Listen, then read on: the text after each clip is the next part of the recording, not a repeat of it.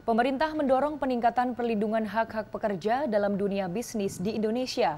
Landasan hukum tersebut tertuang dalam Peraturan Presiden RI Nomor 60 Tahun 2023 tentang Strategi Nasional Bisnis dan HAM atau Stranas BHAM yang ditandatangani Presiden Joko Widodo September 2023 lalu.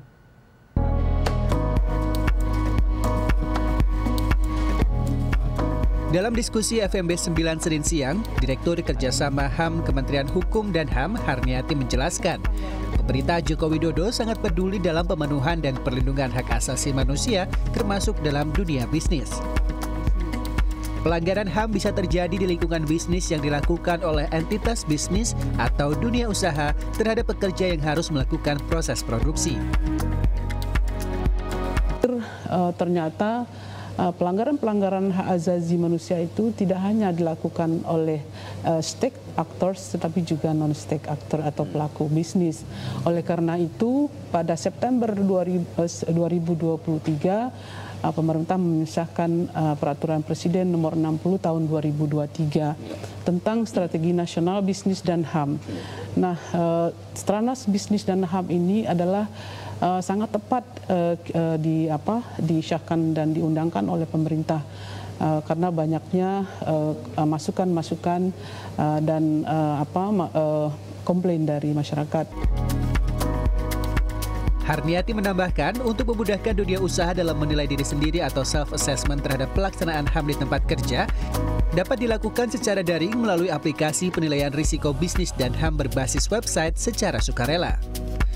228 pelaku usaha tercatat telah mendaftar dan 31 perusahaan diantaranya memenuhi persyaratan atau mendapatkan predikat hijau dengan 12 indikator dan 140 subindikator pelaksanaan HAM di lingkungan kerja. Menanggapi hal tersebut, Ketua Federasi Serikat Buruh Kerah Biru (SPSI) Royanto Purba menyambut positif kebijakan HAM untuk dunia bisnis tersebut. Diterbitkannya Perpres 60 tahun 2023 ini tentu sebenarnya harus kami akui ini adalah suatu kemajuan, bahwa kami melihat ini adalah suatu itikat baik dari pemerintah dalam hal seperti dikatakan tadi kan bahwa tentang HAM, bisnis HAM itu kan ada 3 pilar. Ya. Nah, di mana tanggung jawab pemerintah yang pertama itu adalah proteksi atau melindungi.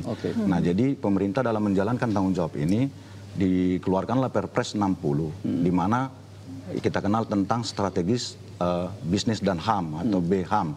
Ini kan sebenarnya kerangka kebijakan nasional untuk membentuk suatu acuan, di mana nanti GTN itu tadi atau gugus tugas tadi itu akan membentuk pedoman-pedoman yang akan mempercepat atau membangun pencapaian perlindungan HAM itu.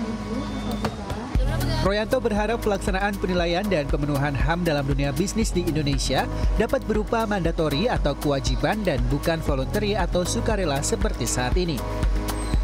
Pengurus Yayasan Bina Swadaya, Eri Trinurini Adi mengatakan, bisnis dan HAM merupakan keharusan dalam pembangunan berkelanjutan. Tetap saya menyambut positif ya, menurut saya ini bahwa pemerintah menerapkan ini itu juga suatu langkah yang baik. Jadi beberapa contoh yang cukup maju kita lihat itu adalah di Jepang. Ya, di Jepang itu Stranasnya cukup maju. Itu sebetulnya dicirikan di sana juga masih voluntary.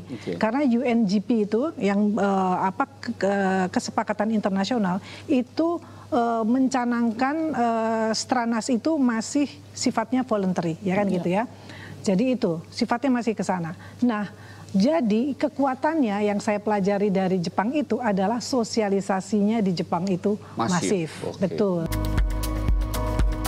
Untuk menjamin kesuksesan pelaksanaan program tersebut, Eri menekankan ke semua pihak untuk terus mengencarkan sosialisasi Strategi Nasional Bisnis dan HAM atau BHAM tersebut.